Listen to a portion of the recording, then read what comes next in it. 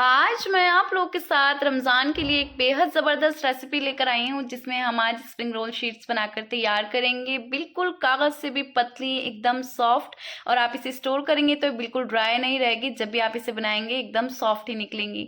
तो इस तरह से सारी स्प्रिंग रोल शीट बनाएंगे बहुत आसान मेथड के साथ। बहुत से लोग बनाना इसे बहुत डिफ़िकल्ट समझते हैं, पर आज मैं आप लोगों के साथ एक ऐसा मेथड शेयर कर रही हूँ कि आप इसे बनाकर स्टोर कर लेंगे ढेर सारा और पूरे रमज़ान इंजॉय करेंगे। तो जल्दी से चलेंगे रेसिपी की तरफ और देखेंगे कैसे बनाया। इसको बनाने के लिए 250 ग्राम मैदा लिया था मैंने, और 4 टेबल स्पून मैंने इसमें शामिल करा है ये कॉर्नफ्लावर, और साथ में इसमें हाफ टी स्पून नमक ऐड करेंगे। सारी चीज़ों को डालकर बहुत अच्छे से पहले हाथों से मिक्स कर लेंगे। मिक्स करने के बाद हम इसमें थोड़ा थोड़ा पानी शामिल करेंगे और इसका एक डो लगा लेंगे। ना तो डो आपका बहुत ज़्यादा टाइट हो और ना बहुत ज़्यादा सॉफ्ट, एक मीडियम सा हम इसका एक डो बना लेंगे। इन स्प्रिंग रोल शीट से आप रमज़ान में इसके समोसे बना लें, स्प्रिंग रोल्स बना लें, या कोई भी इस तरह का इसका स्नैक्स बना लें, ये बहुत ही ज़बरदस्त बनते हैं। तो बहुत ही आसान मेथड आप लोगों के साथ शेयर करी हूँ, वीडियो को पूरा वॉच करें। तो थोड़ा थोड़ा पानी डालकर इसका एक डो लगा लिया, और उसके बाद हम इसमें 1 table spoon cooking oil add करेंगे। वो डालने के बाद इसे हमें बहुत अच्छे से गूंद लेना है। जो हमने तेल ऐड करा है वो सारा आटे में अच्छे से मिक्स हो जाना चाहिए, एकदम जज्ब हो जाना चाहिए। ऑयल डालने के बाद जब आप इसे गूंदना शुरू करेंगे तो ये बिल्कुल एकदम सेट होने लगेगा, और जब आपको लगे कि आटा जो है हमारा जो बहुत अच्छे से सेट हो गया है, तो आप इसे बस एक साइड कर लें और इसे ढककर 15 मिनट के लिए एकदम रेस्ट के लिए रख दें। उसके बाद आप इसकी शीट बनाना शुरू करें।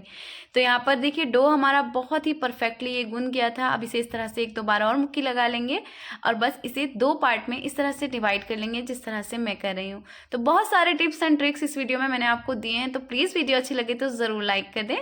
अब इस तरह से इसे 2 पार्ट में डिवाइड कर लेंगे, और एक जो इसका पार्ट है वो एक साइड करेंगे, इसे ढककर रख देंगे, और दूसरी साइड से हम इस तरह से रोल बनाना, शीट बनाना शुरू करेंगे। तो इस तरह से पहले इसे हम लंबाई में इस तरह से कर लेंगे हाथों से, और उसके बाद हम इसकी लोइयाँ बनाना शुरू करेंगे। तो छोटे छोटे पीसेस कट कर लेंगे। हमें यहाँ पर बहुत बड़ा पेड़ा इसका नहीं बनाना है, एकदम छोटे छोटे साइज़ के हम पेड़े बनाएंगे। उसके लिए इसे आप एक साथ कट कर लें और इस तरह से छोटी छोटी लोइयाँ बना लेंगे। तो सारे पहले इस तरह से हम ये लोइयाँ बनाकर तैयार कर लेंगे, और उसके बाद आप देखें हम किस तरह से इसकी शीट बनाएंगे। तो अब यहाँ पर एक एक हम ये पेड़ा ले लेंगे और इसे इस तरह से बेल लेंगे, और बहुत बड़े साइज़ का हमें नहीं बेलना है, एकदम छोटी सी इस तरह से रोटी नुमा इसको शेप देंगे, और रोटी की तरह इसे छोटा सा बेल लेंगे। ये देखें आप इस तरह से थोड़ा पतला पतला आप इसे बेल लें, और इसे सारी जितनी भी हमने लोइयाँ बनाई हैं उसे बेलकर एक साइड कर लें।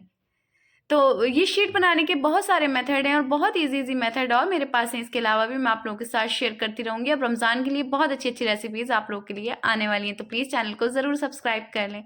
सारी शीट्स मैंने बेल ली हैं। अब यहाँ पर हम कोई भी स्प्रे बॉटल से या फिर हाथ से इस तरह से आप इस पर ऑयल ऐड कर लें, और ऑयल ऐड करने के बाद हम इस पर हाथों से इस तरह से पूरा इसको फैला लेंगे, और फिर इस पर हम थोड़ा सा मैदा ऐड करेंगे। मैदे की जगह आप कॉर्नफ्लावर का भी इस्तेमाल कर सकते हैं, पर मैं यहाँ पर मैदा ऐड कर रही हूँ। इससे क्या होगा कि हमारी जो रोटी की लेयर्स हैं वो बहुत अच्छे से निकलेंगी, और शीट हमारी आपस में चिपकेगी नहीं। अब इस तरह से हम इसे एक एक रोटी पर रख देंगे, और फिर इस पर दोबारा से हम थोड़ा थोड़ा ये कॉर्नफ्लावर या मैदा आप ऐड कर लें, और बस यहाँ पर 4 से 5 एक साथ से हम रख लेंगे। और ऊपर वाली जो शीट है इस पर हम ऑयल या घी कुछ भी नहीं लगाएंगे। हाथों से इस तरह से थोड़ा सा इसे बढ़ा लेंगे। जब ये इस तरह से आपस में चिपकने लगें और बिल्कुल एकजुट होने लगें, तो इस पर आप बेलन से हल्के हाथ से इसे बेल लें और एक बड़े साइज़ की इसकी रोटी बना लें। चारों तरफ से थोड़ा पतला पतला बेलें और एक बड़े साइज़ की रोटी बना लें। उसके बाद आप देखें हम इसे किस तरह से परफेक्टली शीट इससे बनाकर तैयार करेंगे। तो रोटी हमारी बिल्कुल अच्छे से बिल गई है। अब एक नॉन स्टिक मैंने तवा लिया था, आप चाहें तो लोहे के तवे पे भी बना सकते हैं। उसे हल्का सा गर्म करने के बाद रोटी को इस पर शामिल कर दें, और बिल्कुल भी आप इसे अभी पलटें नहीं, एक तरफ से अच्छे से हल्का सा कुक होने दें। जब ये इस तरह से कुक होने लगे तो आप इसे अलट पलट कर कर जब तक सेक लें जब तक इसका साइडों का कच्चापन खत्म ना हो जाए, और इस तरह से इस पर एक हल्का सा ये कलर सा ना आने लगे। अब आप देखेंगे कि जो शीट है वो अपने आप इस तरह से अलग होने लगेगी, आपको इसमें ज़्यादा एफर्ट्स लगाने की ज़रूरत नहीं पड़ेगी।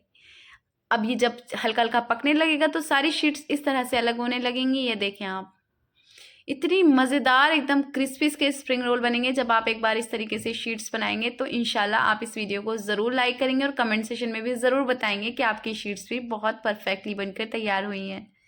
तो सारी शीट्स को इस तरह से निकाल लेंगे। थोड़ा इस टाइम पे गरम गरम लगता है, रोटी गरम है, तवा भी गरम है, लेकिन थोड़ी सी मेहनत होगी, पर आपकी जो शीट्स हैं बहुत ही परफेक्ट बनकर तैयार होंगी। तो सारी शीट्स मैंने निकाल ली थी। दोबारा से मैंने इस तरह से 4-5 रोटी को एक साथ इकट्ठा करके अच्छे से बेल लिया था, और उसके बाद इसकी भी हम शीट्स निकाल लेंगे।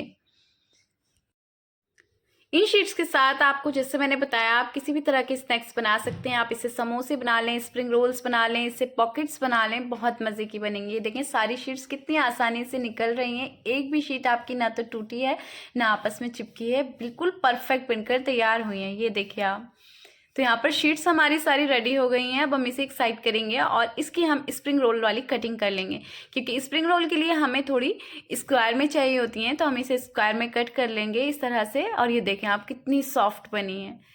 तो इसके सारे जो साइड से इन्हें कट कर लेंगे और वो भी हमारे वेस्ट नहीं होंगे, उससे हम बहुत बढ़िया से नमक पारे बनाकर तैयार करेंगे। नेक्स्ट वीडियो में मैं आपको दिखाऊंगी कि किस तरह से मैंने इसके स्प्रिंग रोल्स बनाए और किस तरह से मैंने इन नमक पारों को बनाया।